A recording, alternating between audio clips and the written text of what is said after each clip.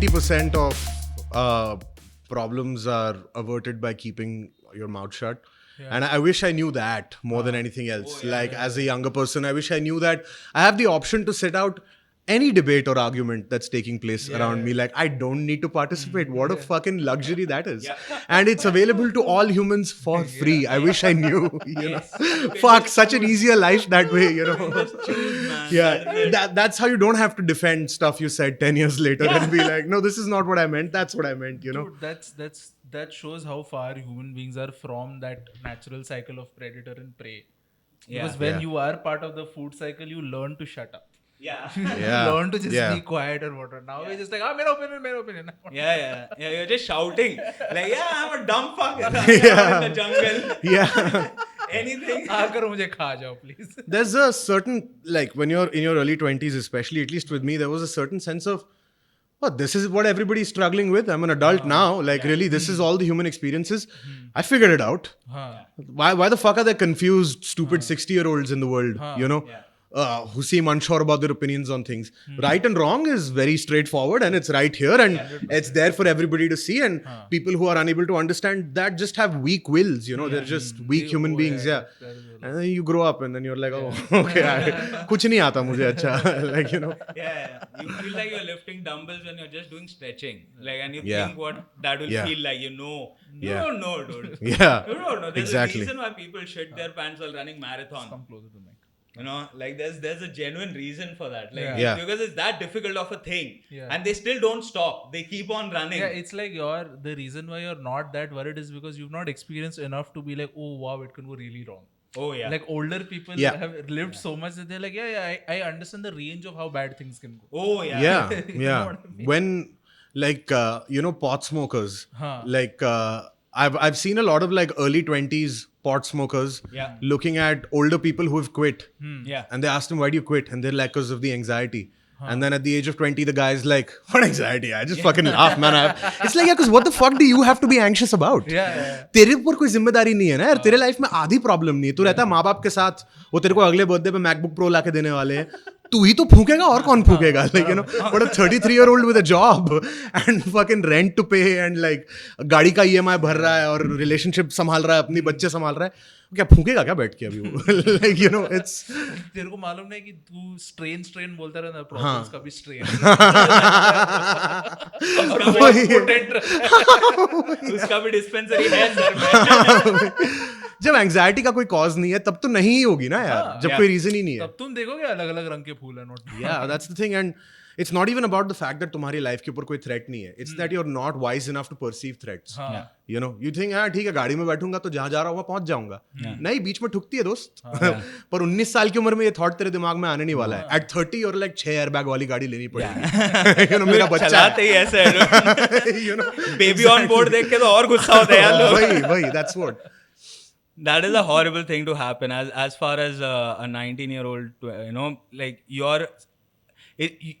are what the phrase act of survival is. You're just acting to survive. I listen to my parents once in a while because they pay for shit, but hey man, like Putin, fuck him, dude.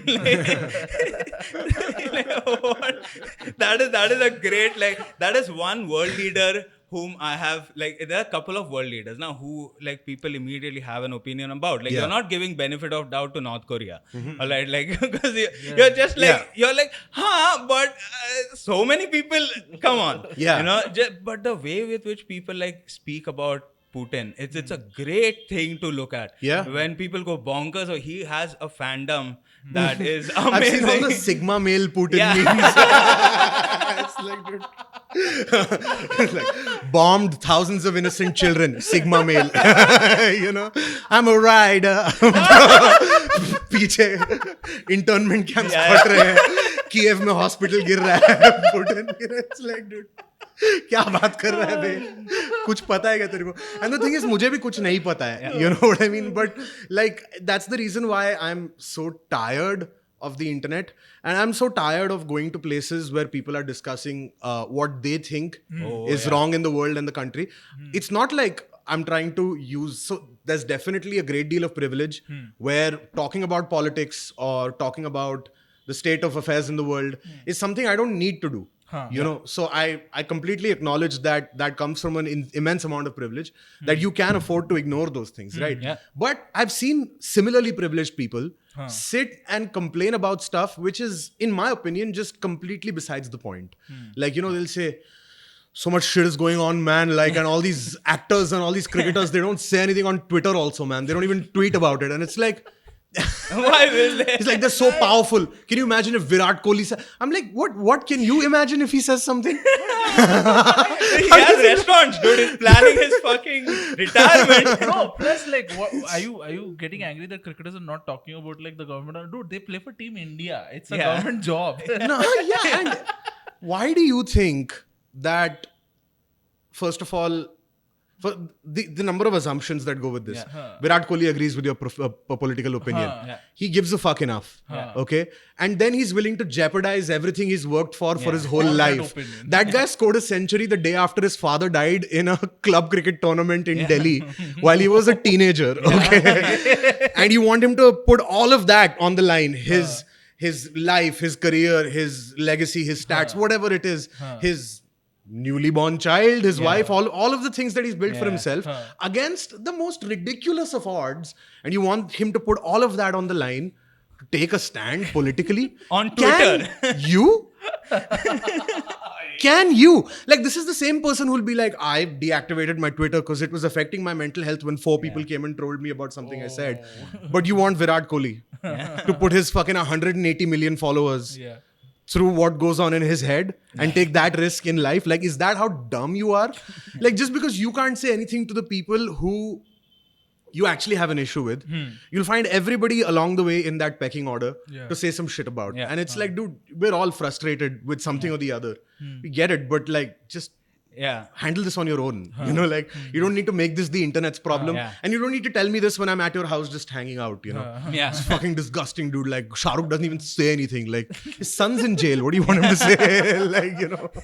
He's not going to start repairing now, you idiot. How do we look at these people and genuinely believe them to be immensely powerful is beyond me. It's like, he has a lot of money, he has a lot of fans, and that doesn't matter beyond a point. You know? It's also like, you can't expect that from it's a cricket bat, not a wand. Like, that he's just going to wave like after a century and be like, poverty done. I think that age wala thing, what we said, you can't imagine problems after a certain point. I think it works even in this money success wala thing. Yeah. Like, you can't imagine people more successful than, say, a Virat Kohli. Or like more important than a Virat Kohli. But there are people. The bravery of a person who has nothing to lose is not of value. No. You know what I mean? Like, it's like, क्या कर लेंगे मेरे को? तेरे को क्या ही कर लेंगे? You know, मार ही डालेंगे जो तेरी current life से better है. You know, like, जिसकी अच्छी है उससे पूछना है, उसको प्यार है अपनी life से, वो नहीं लेगा रिस्क, वो क्यों लेगा फालतू में? He's looking forward to the next month. तू miserable है, सब नहीं है. You know, barely connected to the system. वही तो. System सुधारेगा. वही तो. Yeah, it's like how nobody pays attention to a beggar who's just shouting. Because, dude, what am I going to tell this guy now? Like, his life is already fucked. I'm going to tell him stop shouting. That's the only thing he has. You know, he's employing himself. The effort that it takes to start picking up the pieces and trying to put them together and trying to build something out of your life at a certain age. Like, you get to a certain age, then you acknowledge that, मैंने तो अभी तक छोड़ के रखा हुआ है. Like, या जो भी मुझे लगता था वो शायद गलत है और अभी मेरे को इन चीज़ों को rearrange करना पड़ेगा. बहुत मुश्किल है यार और बहुत हालत खराब हो जाती है वो करके. And honestly, I know very few people who've actually like taken that upon themselves and believed that to be their responsibility, or even identified that, there's a lot I don't know, or there's a lot I've been wrong about, you know? And those people you never see saying this kind of stuff. Beyond a point, you don't even see them saying anything, you know? They're just like, they've started working on the one life that matters, their own. Yeah, exactly. Yeah. End में वही है dude. वही यार. Society वगैरह. Like, sorry bro. बहुत free लगने लगता है when you realize कि I can only like change shit for myself, and even that not so much. Like, you know what I mean? But even that like, is an despite my effort. best efforts, I may only be like 30% of the person I want to be by the time I'm dead. And then you're like, ठीक है फिर इसी पे काम कर लेते हैं, already बहुत बड़ा project है. Oh yeah. And I think people make a mistake with the percentage numbers. Yeah. You know, like I've seen the sort of people that societies revere, and I'm like, हाँ भाई तेरा checklist नहीं मेरे को नहीं चाहिए. नहीं तेरा validation नहीं चाहिए. मैं देखा है. मेरे followers बढ़ते हैं तो मुझे anxiety होने लगती है. You know, like I have this very real sense of like सब कुछ धीरे धीरे ही बढ़े. Okay. like हाँ. और मैं टाइम लेके काम करूं और फिर उसमें मेरे को प्रोपोर्शनेट बम्प ही मिले, कुछ बहुत ज्यादा डिसप्रोपोर्शनेट ना हो जाए, बिकॉज आई डोंट थिंक कि मैं मेंटली वो एंग्जाइटी को हैंडल करने के लिए भी तैयार हूँ, Yeah, just to process it will be yeah like. like I put out a reel from my house and just by looking at the corner of one window 2 or 3 people DM'd me the name of my my society. Oh God. And I was like, I don't want this, man. I don't want this shit. Just write like, ha, funny, and leave. Like, I know where you live. Ha ha ha. How do you like that punchline? But Like, more people तुरंत asking. 99 acres खोल के बैठ गया. I was like, और कौन से घर है गोवा में यार, ये यहाँ नहीं रहना मुझे, what is wrong with the house, yaar? You do not. No. Now I'm putting out wrong. reels against a white wall. I'm like, ये हर घर में होता है ये. खिड़की ना दिख जाए. वही exactly like से अल-कायदा का वीडियो बना रहा हूँ. All the light is blocked out. Yeah. There's no evidence in the background. इसलिए लोग green screen खरीदते हैं. यार वो बहुत like I know people who have a very large following who have like managed their mental health well and badly, both kinds, and like it's such a cautionary tale when you look at people who have not handled things very well, and obviously I'm not really criticizing. I look at that with some semblance of empathy only. I'm like, yeah, this is not a natural thing that happened to this person, so it's very understandable that they can crumble or that their whole sense of self can fall apart. But I just look at the people who are dealing with that well, and I know that I am not that secure, and I don't have that much of a control over my anxiety as this person does. And then then you start realizing very quickly that you can't actually use other people's mile markers for yourself because they're fundamentally different. Yeah. Like, matlab, and it's only taken till right now for me to get to the point where I'm finally starting to get happy in life. It's almost a dangerous thing to say, but because by saying it, you make it real, and then there's a chance that that gets fucked up. Yeah, but I'm like, am I like? Do I feel? Is that? But you still believe in jinx. Yeah, exactly. Is that contentment I treated with so much suspicion? I'm like, I've never felt it before, So. In my 30s, I've started realizing if I'm not feeling a particular way, maybe I've just not had enough water. Like that has an impact on and it fucks with your head so much. Yeah, man. Yeah. Or all I had to do was be hydrated because my brain is like, fucking give me something to. Why you torturing yourself like the Chinese dude? Yeah. Just drink on time. Just drink water on time, man. I'll be driving and I'll say some shit. Like I'll get mad at someone on the road. I don't generally roll down the window and yell at someone, but I just get mad, and then my girlfriend sitting next to me going like, what are you doing? Yeah. And then moment we get home, she's like, eat. I'm like, what? I'm not hungry. She's like, no, just eat something. Yeah. And then I eat, and then suddenly I'm in a great mood, and she's like, there you go. She's like, if I know it, why don't you know it yet? If there is just a witness to our psychosis or stupid craziness, that just halves it down. There is just someone to tell you, be like, oh, you're going down. Yeah. Also, food is a great experience to just break what you're feeling on the inside. Whatever they say about, it's the easiest marketing, like whipped cream with ice cream. It's easy to market because it breaks that thing that you're feeling. Yeah. Maybe momentarily, maybe it's not healthy in the long term and whatnot, but it's still like, it does something to you where you're like, life's not that bad. Like, okay, I have food. Yeah, exactly. One of the basic necessities, fucking. That's sorted. Yeah. No, and so I have ADHD, and I found out very late in life, like when I was 28 or 29 years old, also because my girlfriend did a lot of reading, and she's like, I was wondering if you're just a loser or if there's something more to this, because this means something. Every now and then I see a glimpse of an actual human being behind this man-child facade that you put up. And so I invested some time in reading a few thousand pages, and I really feel like you have this. So I went and got tested, and then it turned out I had lots of it. And then I got medicated for it, and it was pretty fucking life-changing. And then you realize, like it sort of answers a lot of questions about yourself, and you realize, you also realize this is how other people experience life. This is how I experience life. This is why a lot of people have been frustrated with me and I didn't realize. This is why I've been frustrated with people and they didn't realize what I was mad about. You know, like there's a massive disconnection you have with the way what it's called as neurotypical people live their life. You're right? not viewing the same world essentially. Yeah, exactly. And that was pretty liberating. So stuff like forgetting to eat, not drinking enough water because you just don't remember that you need water, confusing thirst for hunger, and then getting insanely obese, like all of that stuff. I'm not saying that it's ADHD, but these are all a few of the things that are involved. Like गुस्सा बहुत जल्दी चढ़ जाता है, बहुत जल्दी उतर जाता है. Extremely forgetful. Like even right now, if I have a list of things I need to do tomorrow, you know what I'll do tonight?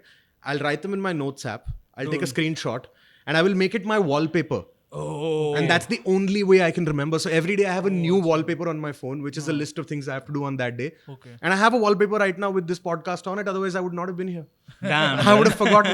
You would have texted me at 3:25 and you would have been like, hey, where are you? And I'll be like, in the bath or whatever, Yeah, like it's... You realize you are in charge of your functioning. Yeah. You are in charge. No, nobody else is going to. You can't allow people to, because then you are just reacting to things. Yeah. You're not being in charge of yourself. And you think the reacting is you. Yeah. Like, no, dude, calm the fuck down. It's not you. Yeah. There's a better way to approach things. Anxiety is something you lose in the 30s. That's why like the phrase, no, in like as I grow older, I realize whenever someone says, no, I did this because I wanted to be my own boss. I'm like, post 20 वही करना पड़ता है. हाँ. Whether you have a boss or not, like the moment you like the thing you said about reacting is so true, because the moment you get frustrated that everybody's trying to control your life, but it's because you're not, and so the moment everybody around you sees that you got this, they feel relieved. They're like, fuck, I don't have to like look after this asshole anymore. Like I can live my life. I was doing this out of concern, and that was one of the biggest realizations that I had. Like I always lived my life with the belief that how good I am able to be at my job and how hard I work at it is the only thing granting me any sort of legitimacy as a person. And otherwise I am not very smart. I am not very capable, not handy, none of those things.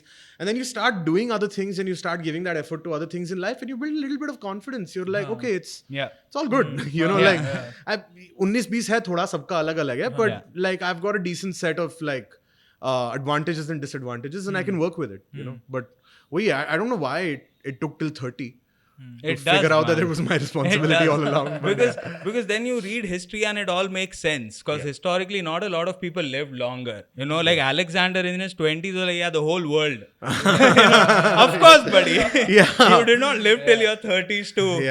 And then in his 30s, he was like, no, still we will go ahead. And his army was like, fuck you. We came to the Himalayas. What more do you want, man? He's committed now.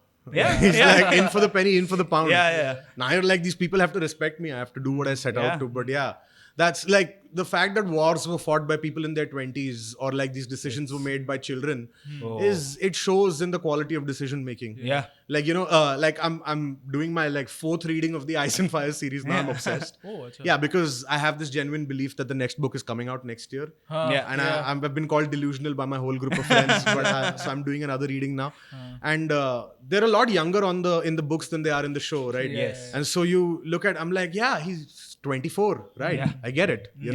That's why he wanted to bash the other guy's head in and take the throne for himself. Like a 36-year-old knows that you want to be as far away from the throne as possible. You want to be in your own medium-sized castle away from the fighting. That's the best kind of life. That's the best place to be. Yeah, exactly. As long as you like the apples in your own orchard, life is great. Life is great. I don't understand the psyche of anybody who wants to be at the top of anything. Oh, don't trust that person. Do not trust that person. Anyone who says, I want to run all of this shit. Why? Why do you think you can? These people, they see ladders everywhere, man. Like, you don't want to be like, especially if that is all they do. Like, because they become so myopic in their view of everything. And maybe that is what it takes. Who knows? because everybody who's great at something has gone through that transition. Like Mike Tyson, I was a big fan of his boxing. Yeah. And now to see like how he is and see that transition and how he viewed his younger self also. And at 50s, this fucker who was like a heavyweight champ of the world, in his 50s is getting a handle over it. Like, now he's found like a median point where after his boxing career, the pendulum swung the extreme way. He was unhealthy, he was obese, and he did not. Tiger. Yeah. Well, he had a pet as a tiger where he could walk with a tiger also. That is what he looked like. But then at the Another same kind time, of person you shouldn't trust. Dude. Exactly. Exactly. I don't want him as my friend, but it's a very interesting thing to look at. Yeah. Like, Great when he's on the other side of the world. yeah. Because this person decided to become the heavyweight champ of the world, and at like 16, 17, 15 believed it. Made it happen, and look at the other side of his dude. It was still got robbed of his money by a promoter. Yeah. And I really don't get it. Like, how much more does he have to scare you? Like, he's done knockouts after knockouts, and you decide to steal from. How committed are you to thievery, man? And it's not even like a random thief who came in the middle of the night, took money, and went. You work with him. He knows you. He knows your family. Yeah. And he's Mike Tyson. He doesn't even have to do it himself. He can probably arrange for assassins with like. Mike Tyson is the kind of guy who will do it himself and then get away with it. That's why he has tigers. Yeah. And it isn't as if he hasn't gotten away with shit in the past. So Of course, dude. Like, the way in which power works is pretty interesting, man. How people always end up thinking that those days are gone. Like, of people behaving in a savage manner, or, behaving like it's become a bit more civilized now. And like, no, it just like changed a little bit. It is adapted more than anything else. I mean, there's doubtlessly much more civilization now, but people don't stop being assholes. Yeah. Like, people don't stop being selfish, and people don't stop dehumanizing other people for their own gains. Like, that's pretty standard. That's going to be the theme of this whole thing. Yeah. And if you haven't It is, figured right? that out, When you think about it, like, you're a few decades into it, you should have seen this by now. Yeah. It's always been there. What the hell? This is not going away. Yeah, we've written down the rules for aesthetic value. At least that's the modern century, if anything. But the thing about aggressively ambitious people, like people who are just like, I'm going to run this shit and I'm going to get on top of this shit and I want all the power to be in my hands, is I just feel like somebody who they trust or love should sit them down, give them a hug and say, you can't outrun death. Yeah. You will die. Yeah. Now live. Like, we're all anxious about it, buddy. We all know it's gonna end, and it fucking scares the shit out of all of us. Yep. But this नहीं ऐसे नहीं होगा यार, कैसे भी नहीं होगा ना मेरे तरीके से ना तेरे तरीके से. तो इतना मेहनत काय को करने का तेरे को? Like, why do you want everything to be yours, and why do you want to solve every problem in the world so that every human being in the world looks at you like that? The Elon Musk kind of mindset, like want every person to look at me as like I'm a superior of every man on the planet. It's like, dude, fucking stop. He sees a fellow with a hand cart and he immediately starts imagining this fruit seller on Mars. Like, like, I'm taking all of humanity. Yeah. I actually had a stand-up bit where I, like a few years ago, where I didn't know enough, where I like kind of praised Elon Musk. And I'm already having images. This is what life on social media is like. I'm already having images of people clipping that and then clipping this back to back and being like, fucking hypocrite. And then Elon Musk walking in slow motion, Sigma male. I'm a rider. Like, again, all of that shit again, No, the hypocrite thing, like with the internet and all. Like, dude, You can't change an opinion now. Yeah, You exactly. can't have a change of mind. Exactly. Man badal gaya, dude. It's like, dude, should I give up the fundamental responsibility of being a person? Which is fucking up and learning. Yeah. Or, That's the only way I can. Yeah, exactly. I can't believe in an idea if I don't do the, like, it's horrible, but that is how I learn. I'm not programmed to, or I don't even have other ways, man. Yeah.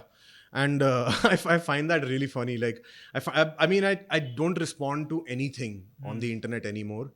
There were times when I felt like I had to say something to someone who asked me a question. like, or somebody questioned my integrity or questioned my changed opinion about something. And they were like, hey, what do you have to say? And then I would like very like beautifully give them an answer. And then I'd be like, what am I doing? This is not the court of this motherfucker. Like, you know, what am I doing? Like, if they can't figure out that a person is a constant work in progress, it's not my responsibility to do that. And like, the people who praise you on the internet are wrong. The people who criticize you on the internet are wrong. And that's all the people on the internet. You know, that's the whole pie chart. Either they're saying, dude, you're fucking wow. Or they're saying that you deserve to get gunned down in the middle of a desert with a sock on your dick. And none of those things are true. Neither of those things are true. So you're somewhere in the middle of those two things. You're all right. There are people who are better. There are people who are worse. Fucking get on with it. You know, it's like the moment you realize everything everyone is saying on the internet, whether it's sweet or vindictive, is just not real. It isn't. Big relief, man. It gives me relief to just say it right now. Like I'm reminding myself. You need it. Dude, you it's have okay. to realize that it's ultimately that magazine in the doctor ka waiting room.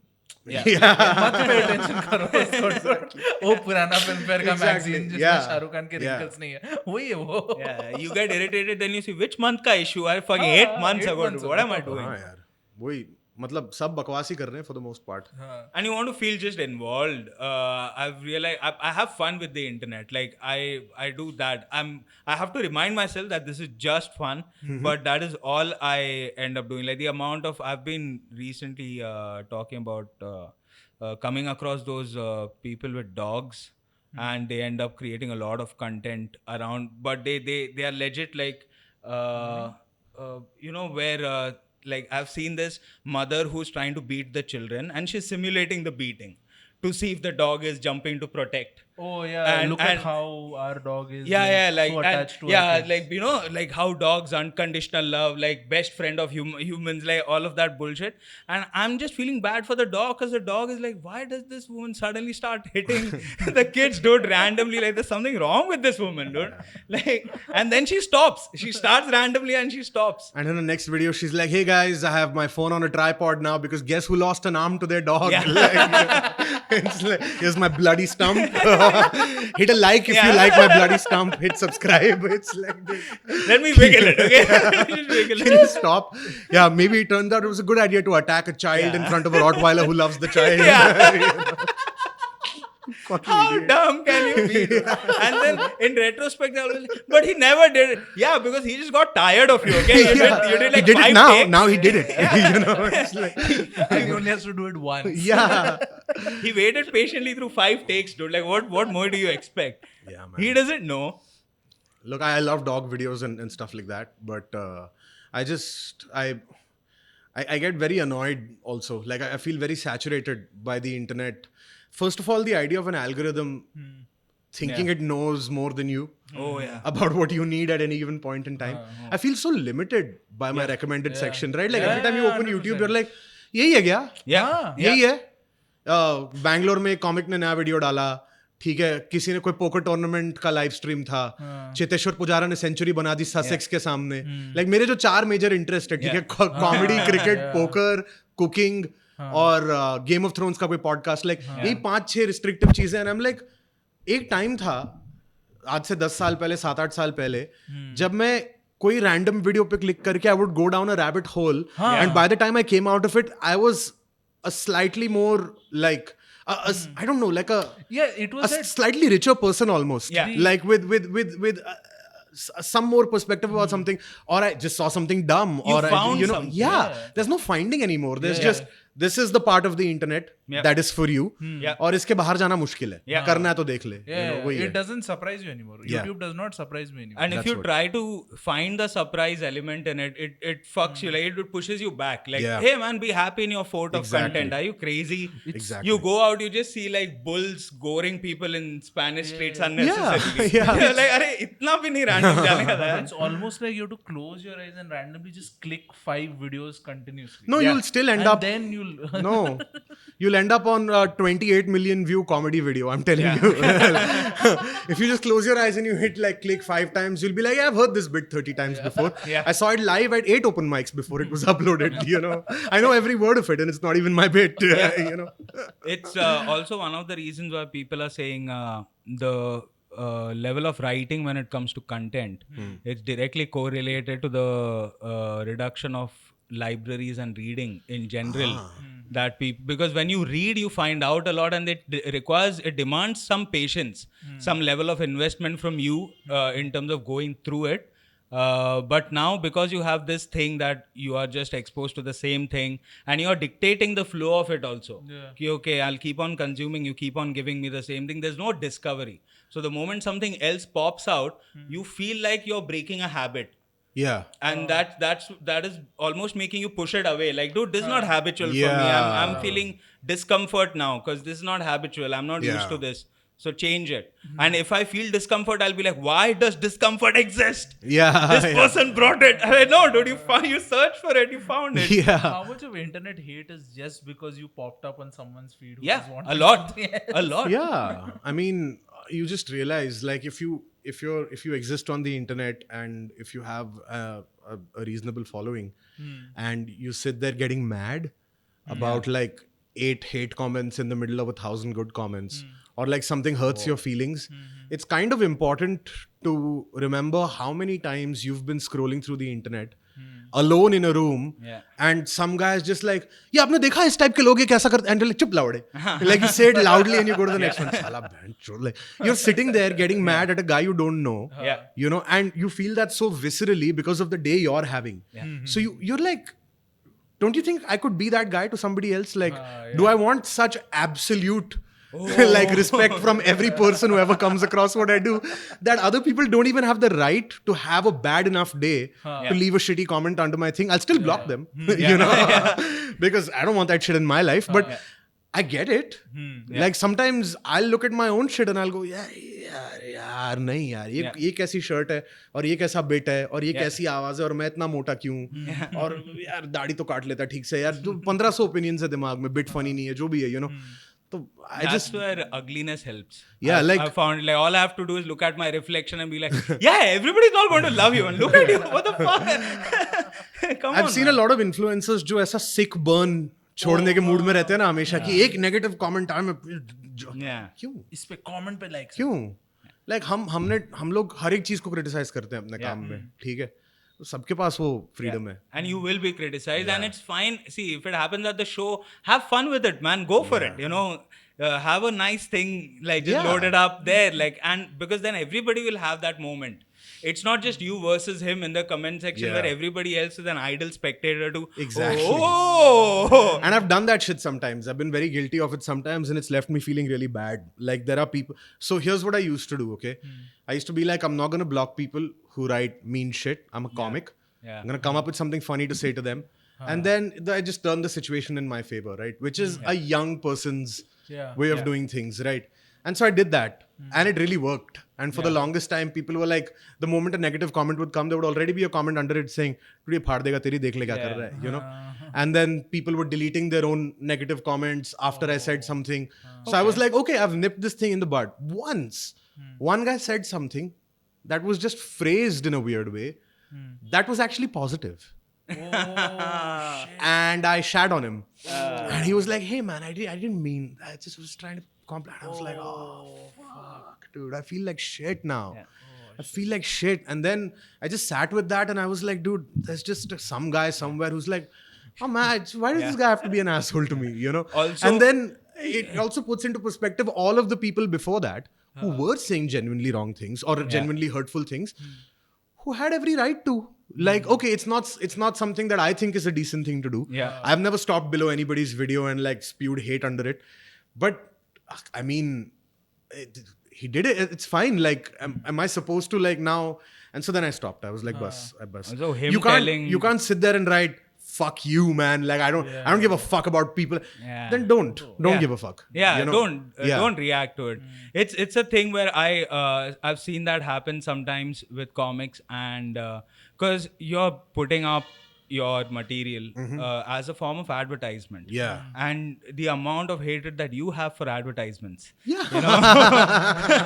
Like, come on, buddy. Like, That's so true, You are man. legit. You are ready to pay money to not have them in your life. Here's 8 minutes about ads. Yeah. This is my ad for my stand-up. Yeah, like, and so it's fine. People will react. You don't have to get caught in it, because if you get caught in it, no way you're coming out of Yeah, this dude. fine. And Because that will start snowballing into something, and you don't even know what you typed, and you're like, but you said it. Yeah, I was talking to a really famous, really good comedian who was like, he was telling me the story of somebody else who couldn't handle some online hate that they were getting. Yeah. And he was just like, but look at everything else Yeah. that the people hating you don't get to have in their lives. Yeah. The fact that you are in a position to be hated online Yeah. already means you have a better life than 90% of people in the world. Yeah. So how can you ignore all of that and be mad at 8 people's opinion? Yeah. And I'm not even saying this in a disparaging way. I'm not saying that those 8 people are worth less Yeah. or they don't matter. They matter. If your feelings are hurt, and even if they're not hurt, their opinion matters, their existence matters. They're people at the end of the day. But if the trade-off is that I get to have my life, but then these people say this stuff, I'll take that deal any day of the week, man. Yeah. Like the trade-off is I get to be a comedian, Yeah. and I get to have an audience to which I can perform and keep honing my skills, getting better, Yeah. making mistakes and learning. And I have the freedom to do that while being able to pay my bills. Yeah. What the fuck else do you want? Like, you know?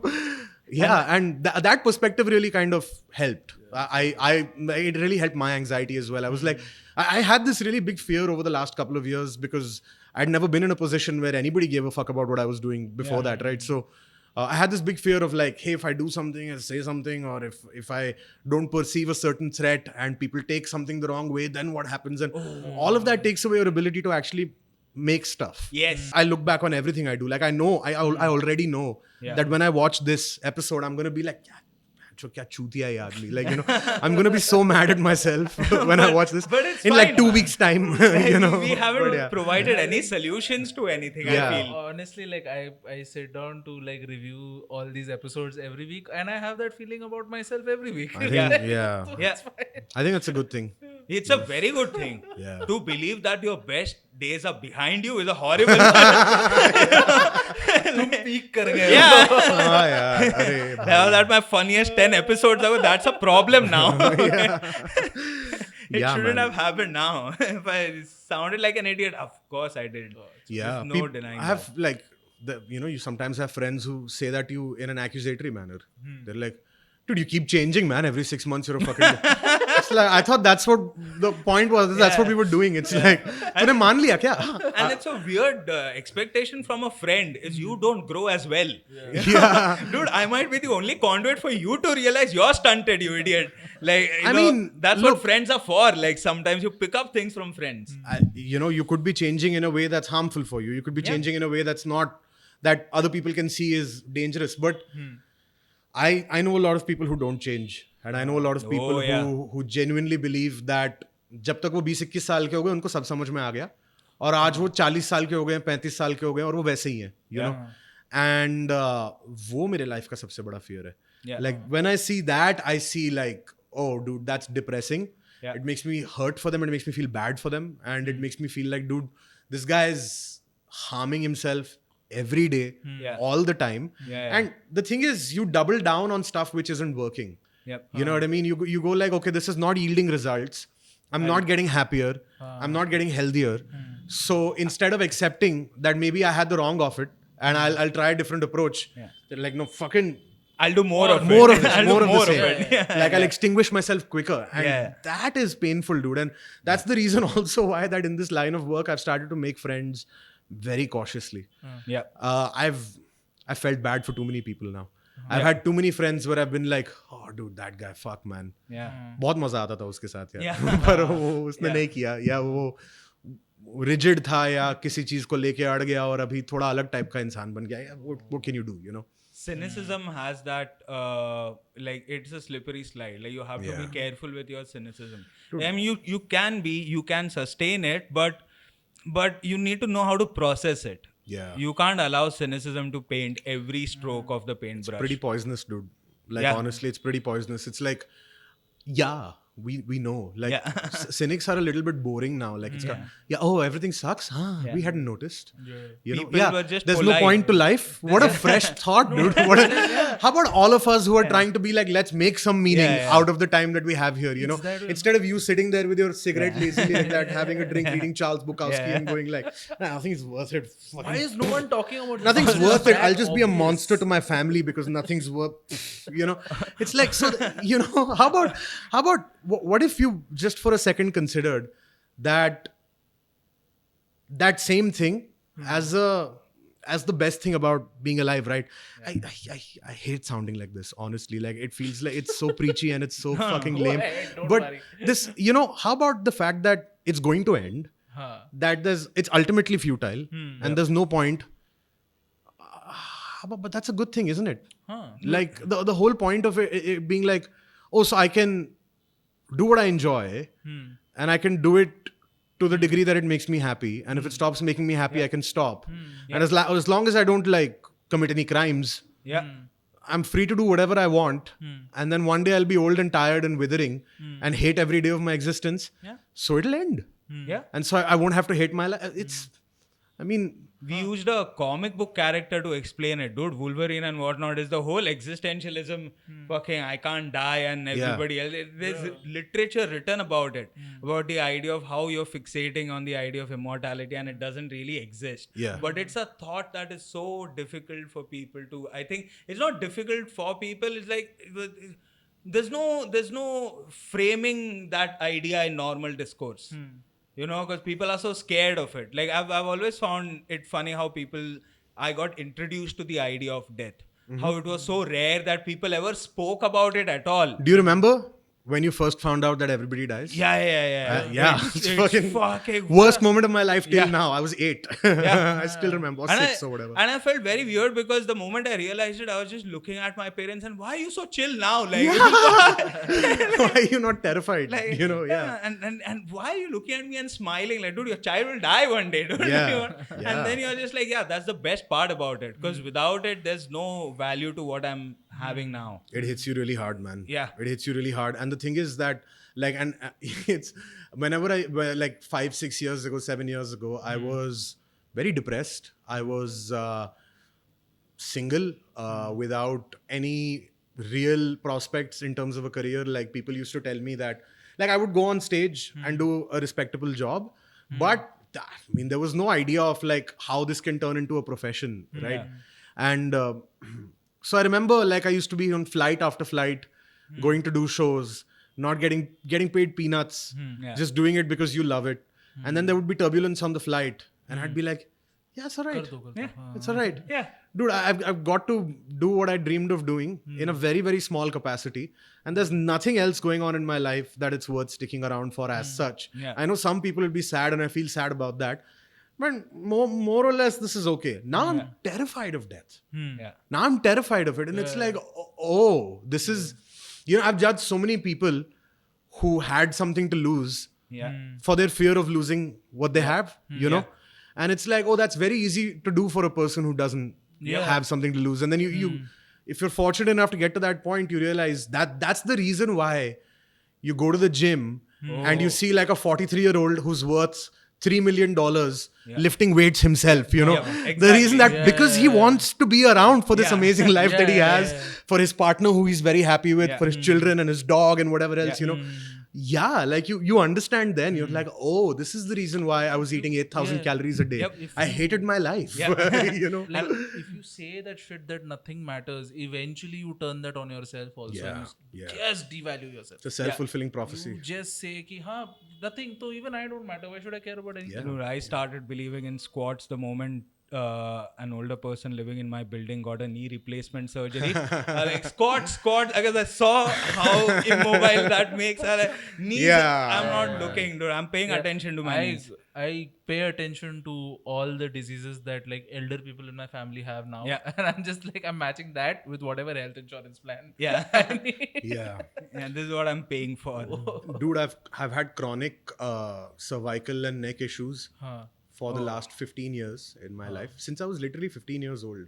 Oh. Yeah. But that was probably because of the weight as well, right? Weight, posture, lifestyle, Yeah. being stuck to my computer all day, and a lot of it was genetic as well because my mother has spondylitis, hereditary rather. Okay. I am so grateful for all those years of pain and me looking like an absolute moron in front of people because I've been constantly doing this shit. And all that. There are, there are stand-up videos I've put out in the middle of which I'm taking a second while people are applauding or whatever. Just I can see it. I know. You can see it now. I knew it in that moment also. But and it's not like I'm rid of the problem. It's still there. But it got so intense that I was forced to trade in my head. Like I was forced to be like 1 hour of pain a day versus a lifetime of constant pain. Choose. Then the choice becomes easy. Then I started to work out. I was like, I'll lift the weights. Yeah, I got it. Crunches, got it. Sure, anytime, Yeah. Will this go? This will go, right? Cool. That's all you need is like one ailment that is just bad enough, and it's such good fortune. Like, can you imagine how lucky it is that it's chronic pain? An ailment which is bad enough, it hurts enough for you to do something about it, but it doesn't threaten your life. You know what I mean? It's the Goldilocks zone. It's the sweet spot, right? It's the Goldilocks zone of pain. Fuck, how lucky am I that I got this? And then It's now like God pushing a button. it's like it just forced me to make my life infinitely better, Because you feel better, man. Like people live in their head. I've had a couple of friends who are like, dude, I don't go to gym and whatnot. I'm mad hot. Like, wait. It looks so dumb to be lifting weights. And that's because you're living in your head. Yeah. Like, you have no idea what your body is doing for you so that you can live in your head. Like you lying around like this, like sniper position, sleeping, all of that. It's not conducive to your neck and stuff. You think that's how you're supposed to. You just lie down. There's no thought to lying down. We are so used to like falling like a dead body, dude. And we think that's the right way. There was a time where playing dead was a skill. Now it's not. So grow out of it. Dude. You just have to fool your brain, man. Like, I realized that if I think about it as working out, then I won't be able to do it. So now I just tell myself that every day at 5 p.m. I have to get on a Zoom call.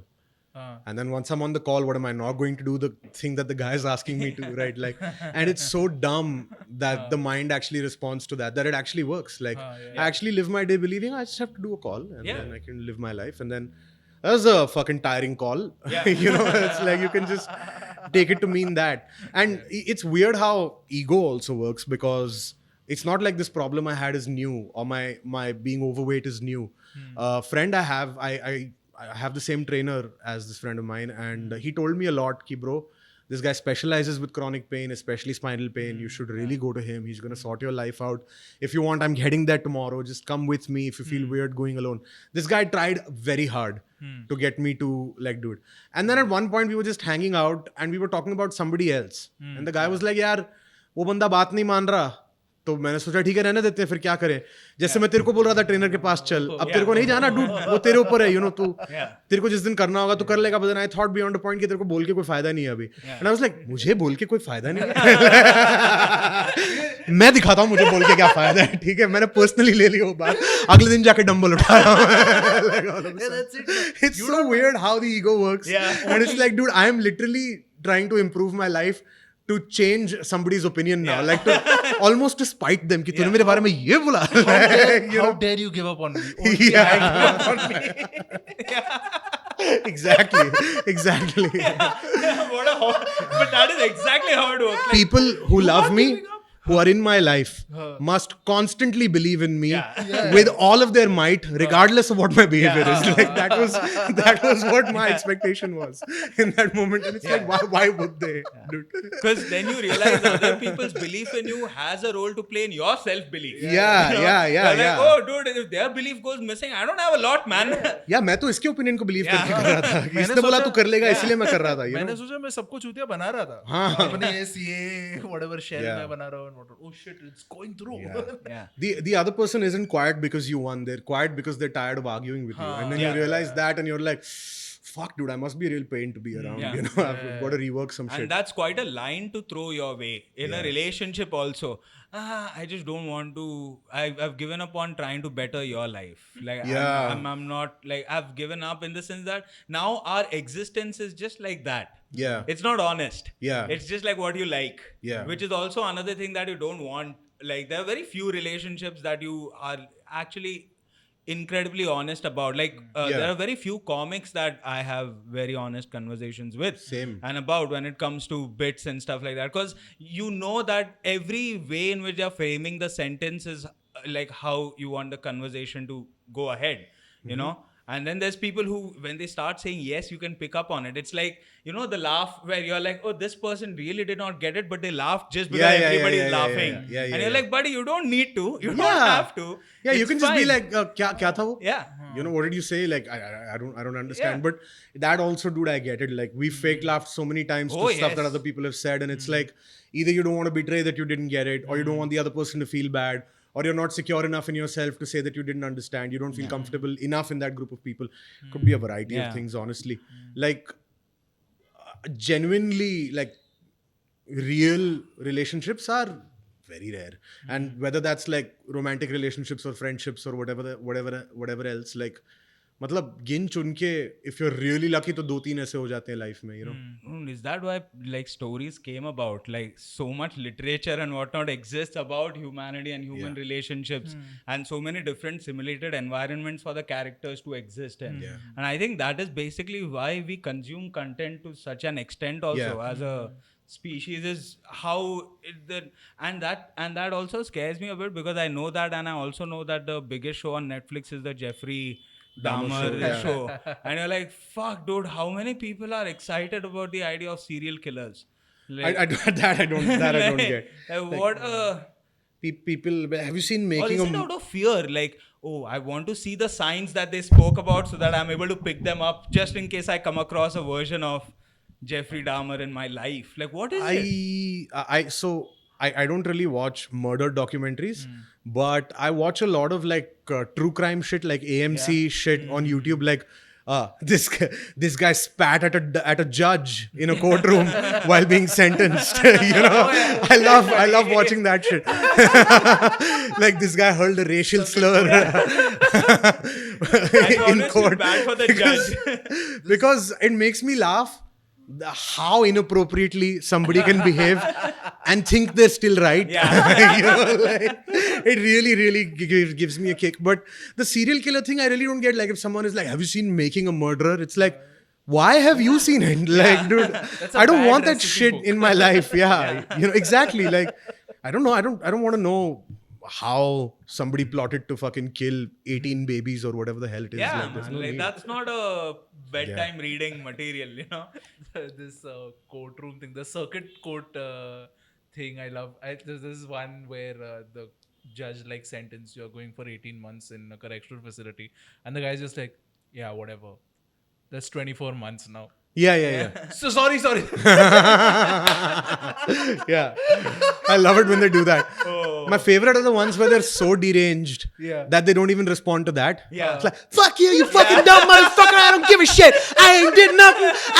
I smoked some meth. I get it. All right. But I never killed a bitch. The bitch fell on my knife. All right. And then the guy over there is like 12 months, 18 months, 7 years, 42 years, multiple life sentences. This guy doesn't give a fuck. You know what I mean? He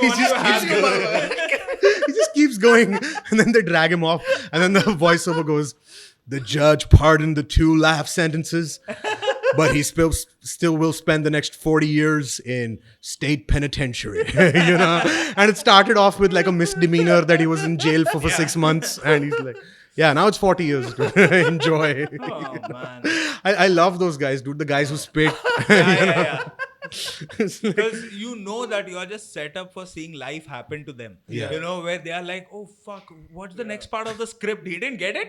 He didn't get the draft? This is not what is written in the draft, dude. You know the ones that are really heartbreaking, but then they have a little bit of payoff at the end. But if you're like, yes, are the ones where, you know, they're forced to like, so they kill someone, they're forced to sit and listen to their family talk about what impact their action has had on their life. So there'll be a lady who's like, you took away our little flower from our lives, our heart and soul. What we lived for, my sister, was the reason for me to be alive. And you took that shit away from her. And you deserve the darkest corner of hell. You're gonna rot and you're gonna be punished for. And this guy's sitting there like, yeah, whatever, bitch. You know? And then suddenly a guy flies at him, you know, like the father of the victim flies at him and grabs him by the throat. I'll fucking kill you. You're like, yes, kill him, kill the guy. And you see the office also, they take morning. a pause. Like they're like, uthao, nahi, ruko, 2 minute de. And it's 3 a.m. and I'm like, in bed, and my girlfriend turns over and she's like, what happened, babe? And I'm like, fucking kill this guy. And she's like, dude, just keep it to yourself. Eat. Exactly. Yeah, dude. That's my favorite genre of content, is just watching assholes pay for their crimes. Like, you know, those instant payback kind of videos. Like somebody is just a dick to someone on the street and then a tree falls on them or something like that. Yes, there is justice. You know. And those people running those channels, they also throw it out like a spotlight. Karma exists. They put Faith in humanity restored. It's like तेरा वो बहुत जल्दी faith lose or restore होता है. Like how many times a day does it happen? Like I don't understand people who use that phrase, like faith in humanity restored. It's like the moment you see like a guy slapping a child for no reason, you're like, humanity is dead. And then you see a pigeon and a dog be friends in a video. Faith in humanity restored. It's like, dude, extreme opinions गलत होते हैं. तेरे को अभी तक समझ में नहीं आया क्या? Like, the truth is somewhere in the middle. Like, how many times will you go through this cycle before you realize that there's no point having ultimate faith or no faith at all? Like, my diagnosis, you are bipolar. Exactly. That is what is happening. How can you go ahead and just think about the... There faith in humanity flickers like the indicator of a car. Turn. Suddenly there's a U-turn. You can't really base your faith in anything on the internet, dude. Like, but I think the reason why that relief comes to you na, is because you just feel like, oh, acha, goodness is also automated. I don't need to do anything. Like you just feel like, if I just sit down also, then फिर भी होता रहेगा. हाँ, मेरे नहीं participate करने से दुनिया में कोई नुकसान नहीं हो रहा. Yeah, that's the feeling social media gives you. It's like, oh, people are still being dicks and people are still being nice people. I can still be who I am, which is. And don't go like this for basic politeness. You know, on the internet, there's so much of this because, this old person was lifting a bag and then the other person lifted the bag for them. And then it's like 1 million likes or something. Like, this has to happen, ideally speaking. It's not bad. Like, unless the old person is a terrible person, you know, who has just said something and you're like, Khud utha abhi. Khud utha. You understand the function of a working bag, you'll find out. You know, the videos that I'm so conflicted about are the ones where a guy will just go up to a homeless guy and be like, hey, can I have like a... Do you have can I use your phone to make a call? I'm stranded and my phone is dead. Or like, do you have $1? I'm sorry to ask you, but I haven't eaten anything in 3 days. And they have that sad tone, huh? They'll do that tone. I don't... He's walking around in Jordans. And he has a Balenciaga t-shirt that has holes in it deliberately. That costs $1.50 lakh, right? And he's like, hey, do you have a... And the guy's like, yeah, there you go. It's like, hey, I want to give you $500 now because you helped me. And he's like, what, dude, you're amazing. And you know, wow, you just, dude, God exists. And he takes the $500, then they make a video together.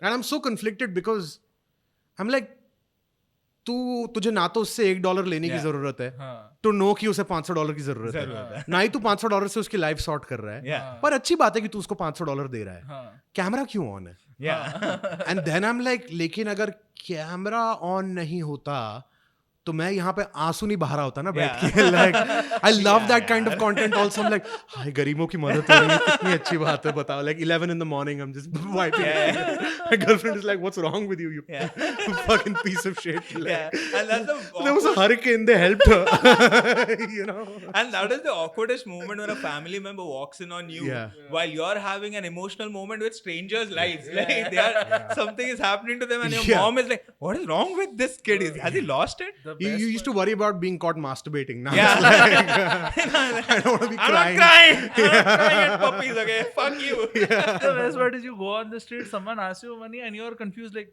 in the morning, did I give someone $500? Like, I get the feeling I have. Feel तो हो रहा है मेरे को. Yeah. I've only done that. I felt the most generous when I had done like 3 spots in a night, and I was just happy that I tried out some new material. And whenever that happens, you feel like the world, there's just so much balance in the world. Yeah. Like this moment is where God is rewarding you specifically, you know. Yeah. And I remember just giving out 100. Faith in humanity. Yeah. And I don't have like a lot of money, but I just gave 100 rupees outside car to you know, a lady who was begging, and her reply was so amazing that it made the moment. She's like, "Oh, fish curry, dude! I'm going to have fish curry." This is brilliant. That's awesome. That Because is- I was like, because you're constantly, obviously, you're like, I hope it's not heroin. She's Yeah. like, no, it's fish curry. You're Fish like, curry. yes, that's Yes. amazing. That's great. Perfect. Yeah. Not A that, good I mean, even choice. if it was heroin, Yeah, sure, yeah, have at it. But yeah, that's great. Because Man. even if they are doing that, like there's a couple of comedians who have that bit also now. Where I mean, what else is he supposed to do with Yeah, it? Like, yeah. world isn't great. Yeah. Anyway, if anything, he's creating an illusion. Allow him to do that. Yeah. Right? Devesh Dikshit has a bit about this kind of thought, Yeah. where he's come up with probably my favorite line I've ever heard about it. I'm not going to say it because I don't want to Yeah, ruin the bit, but he will upload it at some point or the other, I'm sure. Like Greg Giraldo के बाद अगर इस premise पे मैंने किसी से कोई line सुनी है which blew my mind, it's him. Like just It's a very funny comedy. now I shouldn't keep hyping it up and then not tell you the line. I'll tell you guys when we stop off shooting. camera, But yeah, definitely. really, really funny, dude. That guy's amazing. Dude, Greg Giraldo is another person who, like, just watching, like, every appearance of his, Yeah. you can just see the work, just pure joke writing का क्या effect हो सकता है Yeah, dude. Yep. on a person. Like, and और again, Harvard lawyer होने का क्या effect हो सकता है like actually having self worth Yeah, and yeah. being something meaningful before you became a comedian. Like, you know, like he was sitting around Yeah. people around, and they were just calling him names and all, and this guy just like, yeah, the court will give me my chance. tough And crowd you पे just जो go. उसने Dennis लेरी को किया है. Oh, what a great moment. Maybe if you wrote some jokes, your show would still be on the air.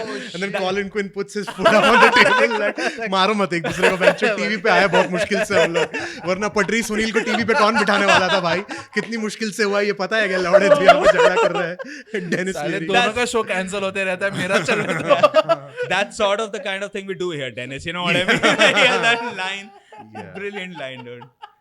That is one crowd, like that's one show which I've enjoyed so much. So much, dude. So I've discovered so many people like Pat Cooper. I did not know about at all, and then I started realizing this man was just like a fucking machine gun, dude.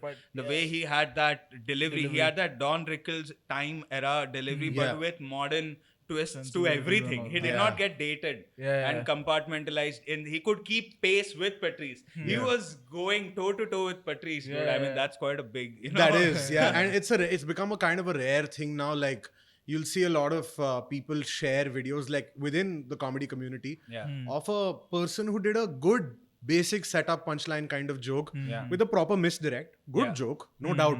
But जिस हिसाब से लोग like comedians पागल हो जाते हैं वो देख के, it makes me like पर ये तो दाल चावल है, यही तो है और exactly, सारे यही तो कर रहे हैं और तुम लोग कितनी कम कॉमेडी देखते हो कि तुम्हें ये मतलब शेयर कर रहे हो और सबको देखिए पंच लाइन आ गई यहाँ पे, you know, it's like you only knew one volume, you thought like there's one volume in the books thing, and then you see the shelf and you're like, hey, look at the shelf. Yeah, there is a shelf, dude. वही There's meant to be a shelf. एक point आ जाता है where like at least with me I got to the point where I was like मैं अब नहीं देख सकता हूँ so that I can continue to like this thing because there's something very grating about and this is what I feel about all the work I have ever done also. There's something very grating about watching that kind of work because it's middling. It's like ठीक है यार, ठीक है कर अपनी बातें, you know, like अगर कोई खराब कॉमिक है तब देखने में बहुत मजा आता है, कोई बहुत अच्छा कॉमिक है तो देखने में बहुत मजा आता है. ओके कॉमेडियंस जो ताली बज रही है और फिर वैसे शुक्रिया like यार नहीं यार कुछ और दिखा दो मुझे इस वक्त, like just anything else except this, you know. That's why I don't like. One thing I don't like is if I don't have a spot, I rarely like to go Yeah, that is to the venue. that's I don't know if that's good or bad or whatever, but I just don't like because then I feel like, what the fuck am I doing here? I think if anybody tells you that that's good or that's bad, then that is the only thing worth Yeah. suspecting. Like, you get to decide that, dude. Yeah, yeah, And you're the only person who knows. Like, मेरे को ये चीज एक समझ में आई है कि किसी का सिस्टम उठा के किसी और पे डाला नहीं जा सकता. इसीलिए 90% of advice giving is pretty futile. Yeah. You know, वही है. And like कुछ एक दो ही लोग मिलने वाले हैं जिनका काम देख के ऐसा लगेगा कि यार इससे मुझे कुछ सीखना है सच में. उनकी बात सुनने में फिर भी वैल्यू है. Yeah. But for the most part, like people are just, this is a Doug Stanhope line, but people are just telling you how to be more like them, like themselves. You know. Yeah. And the worst place where that happens is the elevator. If somebody in the building knows you are doing like this speed videos, like, oh my god, fuck, really, shut up for 10 floors, dude. It's just 10 floors. Yeah. It's not you're turning it into an eternity, you know. I had this conversation with my sister, and I mean, like, I see that I was a dick as well. Yeah. But what she said was it made me so incredulous that I responded to that base instinct of being an asshole. Yeah. Like, she was like, have you seen, this is when Hasan Minhaj's first special came out. And he's like, have you seen Hasan Minhaj's special? I was like, yeah. She's like, what do you think? I'm like, I didn't like it much. She was like, why? I'm like, I didn't find it funny. She's like, comedy doesn't have to be funny. Okay. Oh yeah, I get why. Okay, yes. Oh my god. Yes. I had been doing stand-up for about 7 or 8 years at the time. Yeah. And that hit me like a ton of bricks. I was like, what? This would have been so much easier to do if I didn't have to be funny. Yeah. ये मेरे को day one पे कोई क्यों नहीं बताया? मैं इतने time से कोशिश कर रहा हूँ punchline लिखने का. You know? Just openly laughed at her and she got mad. Everybody has an opinion, dude. That's the thing. Yeah. When it's done well, it looks so easy Yes. that people are sort of lured into believing कि मैं भी हंसा लेता हूँ लोगों को, मैं भी कर लूँगा. You know. Also, the way it is written is to ensure that the opinion is amplified to an extent where it takes place of other nuances also. Yeah. Because in that moment there is production, there is effort and time put into framing a thought, and that's why it seems so alluring. That of course, this is so sensible. Yeah. It makes but it's not. Then when you start putting it into practice, you're like, oh fuck, it's written with loopholes. Yeah. It was nice when there's some person on stage and this. When you start putting it in practice, it doesn't make sense. It was a well thought out con, dude. Yeah. Like, you know, exactly. तेरे को बिठाया था ये music वगैरह सुनाया पहले तेरे को आके warm up when you first start doing stand-up, it's painful because you're like, dude, it's almost as if this is a skill that requires learning. What the fuck? and you're still one of the fortunate ones if you realize that. Most people just fucking go around and say, audience समझती नहीं यार, Indian audience fucking. It's like, dude, उनको सब समझ में आता है और उनको सबसे फंडामेंटल चीज ये समझ में आ रही है कि तुझे तेरा काम नहीं आता. You know, जिसको नहीं आता, like when even experienced comics have an off day, even the dimmest person in the audience knows what's going on. They know, they can see it. They're like, तूने prepare नहीं किया, या तू arrogant हो गया, या तेरा दिन खराब चल रहा है, या तू nervous है, या तू fearful है, जो भी है, सब दिख जाता है उनको. तो वही है कि ये जो ब्लेम करते रहते हैं हम लोग, वो मीनिंगलेस है. Dude, flip side तो तू हर लाफ के पीछे तुझे कोई डाउट नहीं आता है. सब हंसती है ऑडियंस, तब तो अरे भाई ये तो क्या इंटेलिजेंट ऑडियंस है, बड़ा ऑडियंस है यार ये तो. और ये साइलेंस पे डाउट है तेरे को सिर्फ. वही. It's had this that also happens when like you are at a show. I had a bad set once and I came outside and somebody else said, oh, it's a tough crowd out. I was like, no, for me. Like for me today it is. Like, exactly. It doesn't mean for everybody else. Like somebody they might actually say, oh yeah, this I laughed at. For me that now the answer to the question है हाँ भाई अच्छी है, because I just want them to be like try no why you ask. इसकी क्यों गांड फाड़ दूं मैं? Like ये क्यों डर में जाए स्टेज पे? ये बेचारा शायद कुछ नया लिख के लाया है and maybe it's a good. ये शायद बेटर कर ले मुझसे. You know, मेरा फेवरेट होता है देखना कि अगर कोई कॉमिक बॉम्ब हो रहा है और उसको कोई जोक पे लाफ आ जाता है एंड वो जोक थोड़ा सा लाइक सेक्स वाला जोक है या ऐसा जोक है, अंदर हाँ इस सब पे हंसोगे तुम लोग, इस पे हंसी आएगी. इट्स लाइक भाई 25 मिनट से तू ही नहीं हंसा रहा था इन लोगों को, बेचारे अब फाइनली हंसे हैं and you want to antagonise them. They like ठीक है नहीं हंसते. Then the rest of the set they like sex के बारे में सुना कुछ, लाइक नहीं अब देखते हैं, अब तो हंसा के दिखा. They try to win the audience back by हाँ नहीं ठीक है तुमको सुनना ही है तो सुनाता हूँ. Why would they want to listen to it now? You prefaced it with this is all you. This is all you. There is a it's like the audience. You can't start judging us. Yeah. when you shit on the crowd, it is implicit in that moment that they know कि ये बकचोदी चल रही है, ये मजाक चल रहा है. Yeah.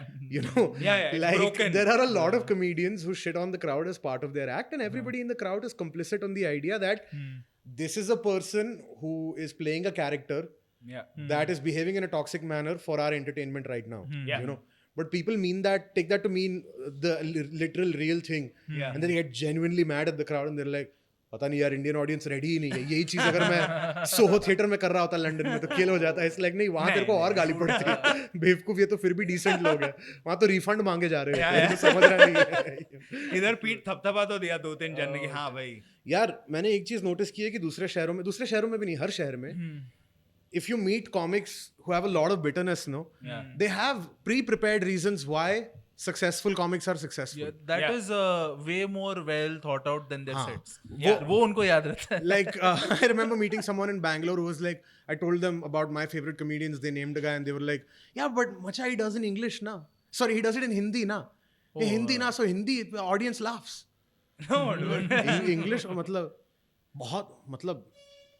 बहुत सारे इंग्लिश कॉमेडियंस है दुनिया में यार. हिंदी कॉमेडियंस है, मतलब मिच हेडबर्ग का नाम सुना कभी? इंग्लिश ही कर रहा था वो. और चलो इंडिया में देख लो, कनन गिल पे हंसते लोग, बहुत फनी है वो. यू नो, बहुत सारे इंग्लिश कॉमेडियंस है. केनी की बहुत लंबी चौड़ी फॉलोइंग है, उस पे हंसते लोग, वो इंग्लिश में कर रहा है. तो क्या प्रॉब्लम? अरे फ्रेंड्स चल रहा है भाई. देन समबडी टोल्ड मी कि अब हाँ एग्जैक्टली, समबडी टोल्ड मी कि you know must be easy now that you have an audience. You know, like वो तो तेरी ऑडियंस तो तेरे को पसंद करती है, तो वो कोई भी चीज पे हंस देगी. I'm like, भाई बात सुन, ठीक है. चक्कर ये है ना कि जब तुम्हारी नहीं होती ऑडियंस और जब तुम्हें 10 ही मिनट करने होते हैं, कभी कभी 7, ठीक है, तुम्हारे पास 40 पड़े हैं, उसमें से सबसे बेस्ट 7 मिनट तुम चुन के आए हो किसी दूसरे कॉमिक का शो खराब करने के लिए, ठीक है. वो सुसाइड बॉम्बर मेंटालिटी है कि मैं जाऊंगा, फाड़ के आ जाऊंगा, उसके बाद हेडलाइनर 1 घंटे तक तड़पता रहेगा और ऑडियंस सोचेगी वो नया कॉमिक इतना अच्छा था, ये खराब क्यों है. यू नो, तो वही है कि वो जो पूरा, एक second, I forgot what I was saying. You're talking about people saying it must be easy. Yeah. So I'm like, dude, you don't realize the privilege of being an underdog. Look, there are a lot of privileges to having a career. I'm not denying that. You get to have a good life, all of that stuff. But I'm talking about purely from the perspective of getting laughs on stage. Dude, if you have a strong 5-7 minutes and people don't expect anything from you, position of absolute power in the sense that you can wow them. Now, you have that ability. Whereas when you have an audience, they'll give you the first minute. They'll be like, हाँ, ठीक है. Woo! Now be better than the videos we saw that made us buy the ticket for the next hour consistently. Now there's accountability in this relationship. They've seen the most refined version of your material that you put out as an advertisement. Now they want the product. It's actually pressure that's tabhi to like matlab you look at comics who got famous and you're like pehle kitna sahi tha, abhi kaisa sa ho gaya hai. It's like, dude, kyunki bahut time लगता है readjust करने में और संभालने में उसको. And then you have to be like, हाँ यहाँ मैंने खराब काम किया, यहाँ मैंने अपने प्रॉब्लम को गलत डायग्नोज किया, यहाँ मुझे और मेहनत करनी है. You know, like you start understanding ki, oh, now I actually have a tremendous amount of responsibility on me that didn't exist before.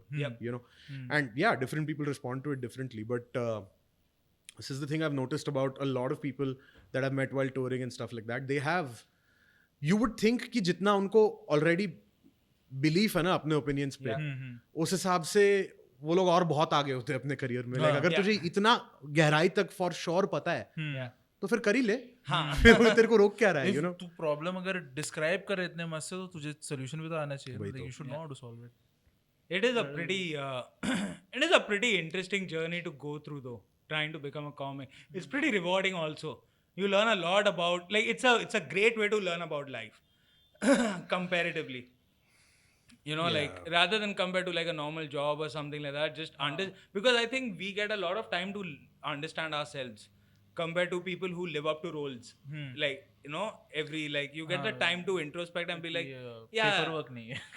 अपने paperwork नहीं है. यार मैंने ना स्टैंड अप के अंदर भी एम्प्लॉइज देखे हैं जो उस माइंडसेट से हैं कि वो उन्होंने खुद को इम्प्रिजन किया हुआ है या रिस्ट्रिक्ट किया हुआ है, जो रोल्स प्ले कर रहे हैं, जो एक हायरार्की का पार्ट अपने आप को बिलीव करते हैं, यू नो. एंड मैंने कॉर्पोरेट एम्प्लॉयज को देखा है जो फ्री है, यू नो. सो ऑनेस्टली वो एक इंसान की मेंटालिटी के ऊपर भी है और सेल्फ वर्थ के ऊपर मोर देन एनीथिंग एल्स की is there more to my life and more to my identity than just being considered funny, you know. I think is what separates those two groups of people, where I think I'm fortunate to have a lot of friends who have a lot going on and are also very good at stand up, right? And that's kind of the reason why they're that good, is because they have a life outside of it. And I've seen people who don't work on having a life outside of it and वो stagnate होने लगते हैं थोड़े time के बाद, you know. There is something about a good podcast which is such magic that nothing else comes close. Like, you know, I like to have a relationship with a friend. That is the kind of relationship that Bobby Lee and Andrew Santino have. And then for that to be your business. And then for you guys to go on tour together. Perfect. What a life, It's dude. perfect. What a fucking life. Like, And it's you know? worth the long game. It's definitely worth the long game. Because the thing that kills you about being a touring comedian is the touring. You know? It's the being away from family, it's the being away from home, and just hotel room after hotel room, crowd after crowd. You know, it becomes kind of not meaningless, but you still appreciate it a lot. It still gets very overwhelming at times, but it drains you, dude. It's lonely. You know? come back to that's the typical depiction of stand-up comedians in, say, Louis maybe, and even all of them. It's a comedian coming and just silence. It's a crowd roaring and then just silence. And I think it would do so much good to comedians if we realize we can have each other. I was telling my trainer recently, I was like he's like, why didn't you train yesterday? I was like, I didn't get enough sleep, right? And then a few weeks later he's like, hey, you've been pretty regular, so are you getting sleep now? I'm like, I've been taking melatonin to sleep at night. And he's like, see, that's okay, but the thing is that melatonin is a chemical that your brain produces naturally to help you sleep, and it's like anything else. If you take it, then your brain produces less of it, and to the point where you'll now need to keep taking more and more melatonin to fall asleep. And it's like, but I just got off stage and then I went to a hotel room and the people were like screaming and I did an hour and now my brain won't shut off. So I guess I'll take more melatonin if my brain needs it later on. But how do I sleep sober at 12:30? There's no other way. Like, या तो मैं दारू पीऊँ या तो मैं melatonin. Like, मैं sober अगर मुझे सोना है तो मुझे melatonin लेना पड़ेगा 12:30 बजे रात को, ताकि मैं 1 बजे तक सो जाऊँ. I'm feeling alive now. Because it's so unnatural. Like, you know, it's not something like. You evolved from a monkey.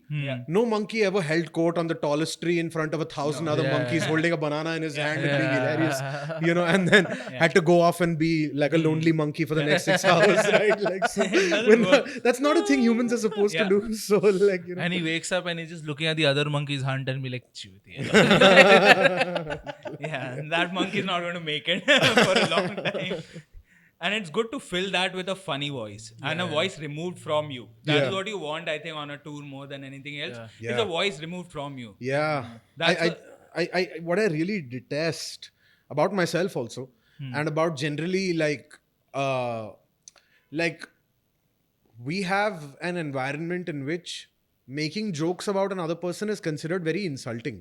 It's not considered like a way to bond with someone. Exactly. You know, like the podcasts that we watch, that we were talking about, उसके अंदर यार लोग क्या क्या चीजें बोल देते हैं एक दूसरे को, and it's totally cool, and that's how you become like better friends. But I know that just because of my upbringing, just because of my background, knowing what I know as well, if a close friend of mine makes a certain kind of joke about me, it's going to make me hot under the ears. I'll have to pretend to laugh at it. And I'm like, why am I not as cool as these guys? Like, why can't I take a joke and then like any joke, and then why can't I make any joke about someone else, and then why can't we be that free and that cool and all that? And for some reason, hota hi nahi hai yaar. I really crave that. I really crave like a person who can be completely honest about my bullshit. Like, my girlfriend is that person for me. She'll make fun of me and stuff like that.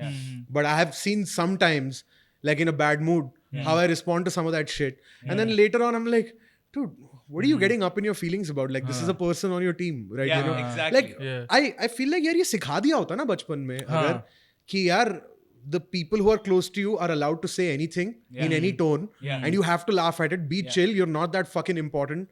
Don't have your head up your ass so much.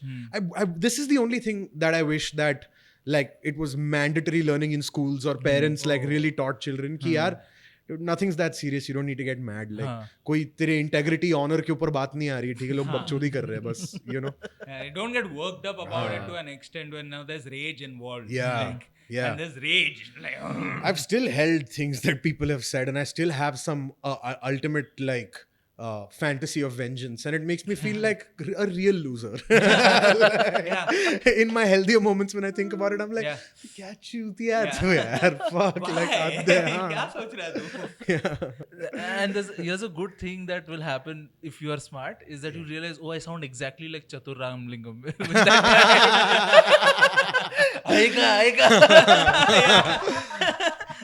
फिर मैं अनसूंगा और तुम रोओगे. That's such a great childhood vengeance. मैं हंसूंगा. Vengeance will be mine. You're not Batman. You're Chatur. I am vengeance. Yeah, man. Seriously. That I think that is the response to a vendetta. Just laugh like really you're holding on to this now. So how many years exactly? 20. Okay. It just gives you something to blame for the fact that you didn't do your work. Yeah. That's it. I was wronged here. This was taken away from me. That, you know, like there are people who like, if you're trapped in a cage on the border of Mexico and the southern part of America, and you say shit was taken from you, yes, yes, Mexican child, yes, you know. But then I'll see like people who go like, who's like, yeah, I'm taking an Uber back to the 19th floor of Raheja Classic where my father has like 3 cars downstairs, and then but like I don't get enough spots, and I'm gonna hold on to that for the day I get famous, and I'm gonna then I'll see who fucking denies me. So it's like, dude, shut the fuck up, dude. I won't put my show at his venue. Really, that is massive. That Which venue you'll put it in? Like you also have to sell tickets when you're famous. You don't have a venue of your own. You know, at least wait to get to that point to make those decisions. Yeah. You know, you have to eat a lot of humble pie, dude. Like eventually you have to like shelve your pride a lot. There are a lot of people I've apologized to, man. You know, there are emails I've sent out. I wasn't like I was forced to do it or I had to. But after a point, if you just look back at like certain behaviors of yours in the past and you go, yeah, I mean, like it's like an AA meeting without the sobriety involved. It's just apology. I've been, I don't know why. And there are emails I've sent out to people where I've been like, hey, I still stand by all of the issues I had with you. But here's what I did wrong. And for that, I'm sorry. The non-apology is such a beautiful, so beautiful. Like my sister, so for some project we were writing, some famous person was cast who my sister is a fan of. Yeah. And I went and told her, hey, we've cast this person and whatever. And that day her mood was bad. So she was like, so what should I do? Like, and I was like, okay, theek hai, chhod, tera mood acha nahi hai, fine. Almost like a year, 6 months later, she comes up to me like, hey, you remember that day you told me that so-and-so person? I was like, yeah, cool. And I'm waiting, okay, there's an apology. So you told me that I didn't give you the correct response. I'll give you the response right now. Yay! It's like, this is worse. This is worse. I get it. I felt like an idiot then already. You don't need to do that to me again. Wow. Do you think that is making the moment now? Yeah. That is your solution to it? But it was so beautiful. Yeah. Like, Kamal ka non-apology. I had a guy who was unwilling to let me off the hook when I apologized to him. That was also weird. Like, I don't accept it. It was a comic, and I was like, hey man, I'm so sorry that 10 whatever years ago I called you out publicly for I don't know if I want to say this, but like, it was a guy who basically we thought had lifted material and stuff like that. So I was like, hey man, sorry about that. You know, if I thought that you'd done that, I could have just spoken to you privately and everything. And I know that it might have affected your mental health quite adversely. So sorry about that. Was an idiot, completely accept that it's my fault, whatever, you know. Then he's like, yeah man, it was really tough. And it was really difficult for me. And there was no, like, I was like hanging on to every word, like, Yeah. but it's okay. No. I'm doing a lot better now. Like, I'm like, what is he going to be like? And I actually have a gun in my mouth as we speak. And I'd just like to be written evidence. Like, I'd like this to be written proof that I pulled the trigger because of your public accusation 10 years ago. Like, I'm like, dude, I get it. I'm sorry. Just say it's okay. Just say it's okay now, please. He eventually did, but I had to like hang on to every word. Like, come on, man. Come on. Give me this. Like, I'm trying to be a good person. This is still about me. Please, come on. Faith in humanity. Because you always want your apology to be timed well when the person is getting it, receiving it. Because otherwise, then it's like not even the conversation is moot. Like, because I approach it with a very specific purpose, dude. Yeah. And if you're just reiterating the reasons as to why I'm apologizing, I already know the whole reason for this act. It's just that we thought we'll be just getting rid of this and moving on. Because then while showering, suddenly I'm not, fuck, why did I have to say that? Yeah. Dude. No, let's not move on. Yeah. Sorry. I'm going to hold on to this forever. Okay. All right, buddy. Like, take it to the grave, that's like you get that with age. All proverbs make sense post 30, but you're taught them when you're 10. And that is why you don't get it. You're like, what the fuck? What am I supposed to do with stitching time saves 9? I'm not doing anything. No stitching. There's nothing involved. And then you're like, oh yeah, just be efficient with time. Fucking that sort of. Then you realize it's not about clothes. It's about bones. Oh yeah. Like, okay, get that look time. Yeah. Exactly. Yeah. Stop it now. Yeah. Before handicap bathrooms are now part of your life. Dude, you mouth proverbs and you make them your wallpaper and you make them your Facebook status when you're in your late teens and when you're in your early 20s. You read the secret and you have no idea what it means. And then like you think you know what it means, but then you become 30 plus and then you look at those proverbs and you're like, I really get that that's very true and what it means. Yes. Fuck you preachy fucking piece of shit. It makes you cringe at the same time. Oh, stitch in time. Fuck your mom, stitch in time. I don't give a shit about a stitch in time. You don't fucking tell me how to live. It's like at the same time. Yeah, you figured everything out. But you feel it in your heart. You're like, sahi keh raha. That's a great place to end this podcast. if you think you want to tell us what we want to do with episode, go fuck yourself. And we agree that you're completely right. Yeah.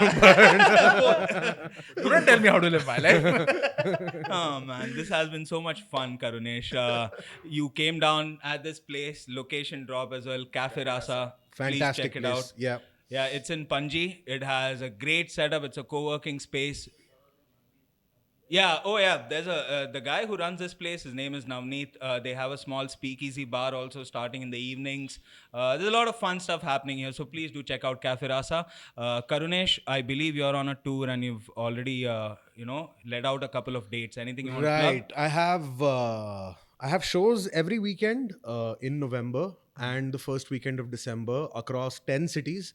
More cities will be added soon. I keep getting, instead of people messaging me about them being really excited for the cities I put up, they're like, ye wala kyun nahi dala? Jaipur kidhar hai? Sab ho jayega, sab aa raha hai, theek hai. So there's 10 shows in November and December across multiple cities. The first two are Hyderabad and Kolkata, and then there's Vadodara, Surat, Ahmedabad, and whatever, Delhi, Bangalore, Bombay, wo sab hai. So if you guys are interested, head to my Instagram. You'll see a ticket link there and you can buy it. Yeah, please do that. It will be a nice evening. Okay, the man promises nothing more, nothing less.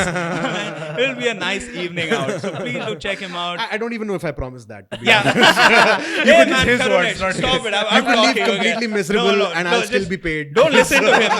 Don't listen to him. Like Goa has affected him too much. Like your agent and manager is not happy with you at the moment, Karunesh. We have called venues. We have booked places, Karunesh. That's my agent Gaurav and my manager Noel. And they're extremely. They started this podcast to get me some kind of traction. This